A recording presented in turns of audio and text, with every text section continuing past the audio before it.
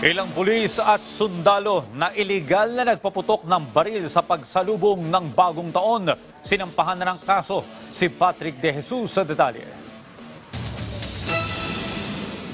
Arestado ang isang security guard sa Baysac, Quezon City dahil sa walang haba sa pagpapaputok ng baril nitong bagong taon. Inireklamo ang 44 anyo sa sospek ng mga concerned citizen kung saan tila lasing pumano ito ng arestuhin ng mga pulis. Nakuha sa CQ ang .38 caliber na baril na may 4 na bala. Sinampa na siya ng reklamong indiscriminate discharge of firearm at paglabag sa Comprehensive Firearms and Ammunition Regulation Act. Isa lamang mga kasong ito sa 20 insidente ng illegal discharge of firearms na naitala ng PNP hanggang sa pagsalubong sa bagong taon. 7 ang nasugatan mula sa mga insidente. 3 sa mga sospek ay mga pulis, 2 sundalo, 1 barangay kagawad at 12 sibilyan. Samantala, 12 individual ang nasugatan mula sa 13 insidente ng ligaw na bala. Nasa stable na kondisyon ng mga biktima at karamihan ay nakalabas na ng ospital. One of the victims there ay pulis po natin. Diyan po sa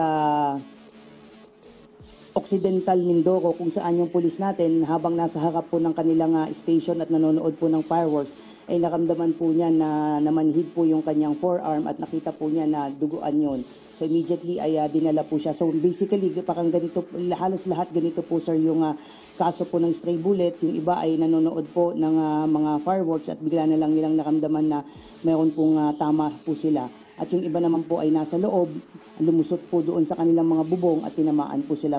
Patuloy ang pagtunton sa mga sospek ng mga kasong ito.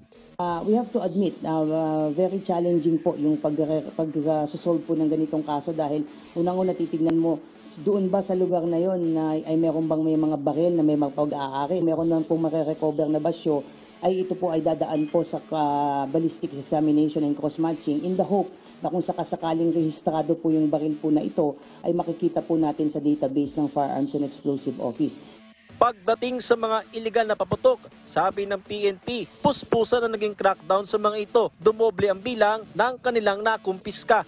Kung ikukumpara natin last year na 2022 kung saan na more or less 2.5 million worth of confiscated illegal firecrackers yung ating nakumpiska. For this year nga po ay umabot tayo ng 4 million.